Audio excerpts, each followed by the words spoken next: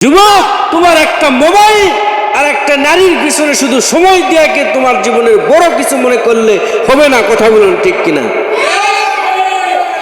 যুবক, তোমার জন্য তো আল্লাহর জান্নাত তৈরি রয়েছে। কথা বলুন ঠিক কিনা? যুবক, তোমাকে শুধু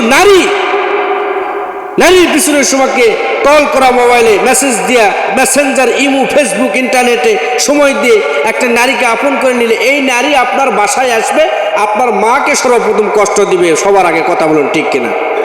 আপনার বাবাকে শান্তি দিতে পারবে না, আর বাবা মাকে কষ্ট দিবে। এরপরে আপনার জীবনটাকে সিগারেটের মতন জালে পুড়ে খায়, সারকার করবে। কথা বলুন ঠিক কিনা? এই জন্য রিলেশন করে কেউ যদি দাম্পত্য জীবনে সুখ পাইতে চায়, আমার কাছ থেকে আপনি লেখেলে যান, কখনোই পাবেন না। কথা বলুন ঠিক কিনা?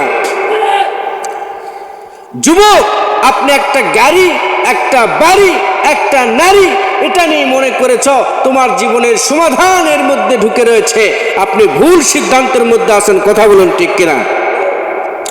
সমাধান পাইতে চাইলে আপনাকে আল্লাহর মধুর কোরআনটি আপন করে নিতে হবে।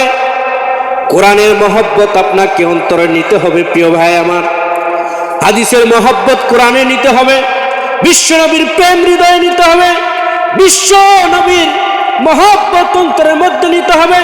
বিশ্ব নবীকে নিয়ে কেউ যদি ক্রিটিসাইজ করে, বিশ্ব নবীকে নিয়ে কেউ যদি ট্রল করে, আপনার তাজা রক্তগুলো জমিনে ঢেলে দিয়ে, জিহাদে ঢেলে দিয়ে আপনাকে প্রমাণ করে দিতে হবে আপনার বিশ্ব নবী আপনার হৃদয়ের চাইতে, আপনার অন্তরের চাইতে, শরীরের চাইতে বেশি মহব্বত করেন আপনার প্রিয় নবীকে। এভাবে যদি প্রমাণ করে দিতে পারেন, এই যুবক শুধু মরতে দেরি, আল্লাহর নবীর সঙ্গে জান্নাতে যাইতে দেরি হবে না। কথা বলুন ঠিক কিনা? মুসলমান ভাইয়েরা আমার, আজকালকার যুগের নারীরা যে মনে করতেছে আমরা কোন রকম ভাবে যদি গুনাহ করে কমপক্ষে বিয়ে পর্যন্ত যদি যাইতে পারে, স্বামীর সঙ্গে সংসার করে, অবশেষে রমজান মাসে রোজা রেখে, কুরবানির একটু গোশত খেয়ে, এগুলো আমল করলেই তো জান্নাতে যাওয়া সোজা হয়ে যাবে। জান্নাতে যাওয়ার জন্য বেশি আমলের প্রয়োজন নাই। ও মেয়ে মানুষ, আপনি সতর্ক হয়ে যান। ও নারী মানুষ, মা বোনেরা, আপনার সতর্ক হয়ে যান। শুধু কুরবানির গোশত খাইলে আর রমজান মাসে রোজা থাকলে আর ইফতারি করলে আপনাকে জান্নাতে যাওয়া যাবে না। আপনার জান্নাতে যাওয়ার জন্য এতটুকু আমল দিয়ে যথেষ্ট হবে না। আপনার জন্য অনেক আমল রয়েছে। আপনি রবকে পাইতে চাইলে, রবের দাসত্ব আপনি পাইতে চাইলে, রবের যদি আপনি নৈকট্য পাইতে চান, আল্লাহ তাআলার কোরআনের তেলাওয়াত আপনাকে নিয়মিত করতে হবে। মা ফাতেমার জীবনী আপনাকে পড়তে হবে। আম্মা জান আয়েশা রাদিয়াল্লাহু তাআলা আনহার জীবনী আপনাকে পড়তে হবে। আম্মা জান খাদিজা রাদিয়াল্লাহু তাআলা আনহা, তার জীবনী আপনাকে পড়তে হবে। এভাবে যদি আপনি আমল করতে পারেন, এভাবে যদি আপনি তাদের জীবনী অনুযায়ী জীবনটা সাজাইতে পারেন, আল্লাহ তাআলা আপনাকে উত্তম জান্নাতি নারীর কাতারে বিবেচনা করে আপনাকে জান্নাত দিয়ে দিবেন।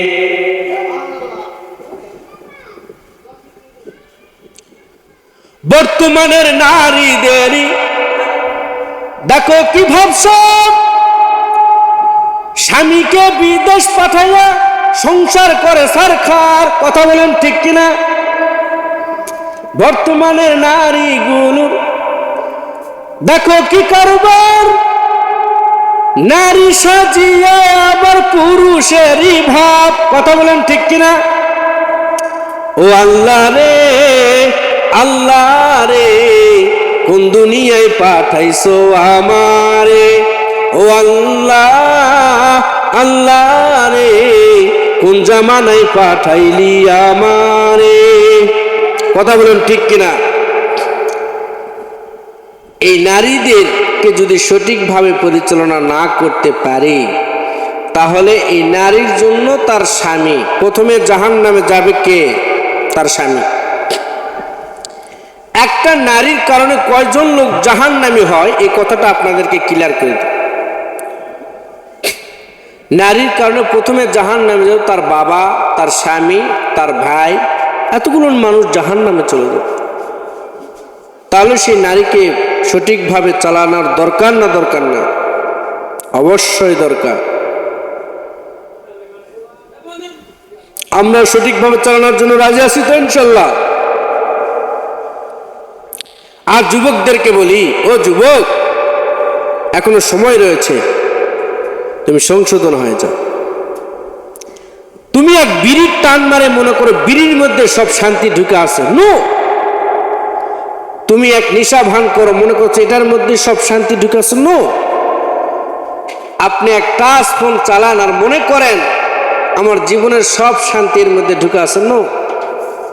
মেয়েরা মনে করে আমি একটু রিল্যাক্সে ঘুরবো, আমি একটু বিনোদন করব, আমরা একটু আনন্দ উল্লাস করব, পোশাক আশাক, রিল্যাক্সের জীবনযাপন, উম্মাতুনায় মগ্ন হয় আমরা একটু জীবনযাপন করব, এর মধ্যে হুজুরদের বাধা। ও নারী, তুমি জানো না তুমি দুনিয়াতে যে সিস্টেমে চলতেছ, এই সিস্টেমে যদি তুমি চলো তোমার জন্য তো আল্লাহর কঠিন জাহান্নাম রেডি হয়ে আছে। কথা বলুন ঠিক কিনা? এই জন্য আপনার হাতে পায়ে ধরে বলি এগুলো আপনি বাদ দেন। তুমি জানো না একটা মায়ের পেট মানে একটা জান্নাতের ফরমা। কথা বলুন ঠিক কিনা? কত আল্লাহর ওলি এই মায়ের পেট থেকে বের হয়েছে। কথা বলুন ঠিক কিনা? বাইজিদ বুস্তামি রহমতুল্লাহ আলাইহি তার মায়ের পেটে থাকতে যে পরিমাণ তার মা আমল করেছিল, এই জন্য আল্লাহ তাআলা তার মায়ের পেটে সম্মানিত একটা সন্তান দিয়েছিল। আজকে আমাদের সমাজের মা পেটে সন্তান নিয়ে টেলিভিশন দেখে না। আমাদের সমাজের যারা মা নতুন করে মা তৈরি হচ্ছে, সেই মায়েরা পেটের সন্তান নিয়ে অল টাইম টেলিভিশনের সামনে বসে থাকে। আমাদের সমাজের মায়েরা পেটের সন্তান নিয়ে মোবাইলে স্টল করে, মোবাইলে টল করে, মোবাইলে গুনাহ করে, মোবাইলে কথা বলে। আমাদের সমাজের যারা মা মিথ্যা কথা ব্যবহার করে যখন সমাজে চলাফেরা করে গুনাহ করে, এই গুনার ইফেক্টের বাচ্চার মধ্যে পড়বে কি পড়বে না? কথা বলেন ঠিক কিনা? পড়বে, অবশ্যই পড়বে, আপনি জানেন না। আর মা যদি পেটে সন্তান নিয়ে যদি আমল করত, তাহলে আল্লাহ তাআলা এই সন্তান দুনিয়াতে ভূমিষ্ঠ হওয়ার পর থেকে আমলদার হয়ে যেত, এই দু সন্তান মুস্তাজাবুদ দাওয়া হয়ে যেত। সকল চিল্লাই বলি সুবহানাল্লাহ।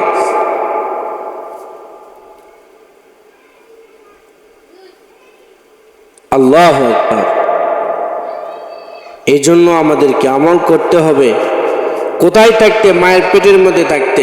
আমরা যারা দুনিয়াতে যারা সন্তান লালিত পালিত করি তাদেরকে বলতে চাই, মা আপনার জন্য সন্তানকে আদবওয়ালা, আমলওয়ালা, আল্লাহর ওলি বানানোর সঠিক টাইমটা হচ্ছে যখন পেটের মধ্যে সন্তান জন্মগ্রহণ করবেন, তাদেরকে ধারণ করবেন, তাদেরকে লালিত পালিত করার যখন পেটের মধ্যে 10 মাস ধারণ করবেন, সেই সময় আপনি প্রথম ট্রেনিংটা আপনার পেটের ভিতরে সন্তানকে দেন। এই সন্তান দুনিয়াতে আসে কখনো হারামখোর হবে না, জেনাখোর হবে না, সুদখোর হবে না, ঘুষখোর হবে না, অন্যায়কারী হবে না, এরকম মানুষকে হত্যা করবে না, মানুষকে বিপদে ফেলবে না, ইসলামের বিরোধিতা করবে না, কোরআনের বিরোধিতা করবে না, হাদিসের বিরোধিতা করবে না, সমাজের বিরোধিতা করবে না, আলেম ওলামার বিরোধিতা করবে না। কোনোদিন সে ইসলামের বাহিরে যাবে না। সে ইসলামের পথে থাকবে, কোরআনের পথে থাকবে, রাসূলের পথে থাকবে, হাদিসের পথে থাকবে। চিল্লায় বলেন কথা ঠিক কিনা?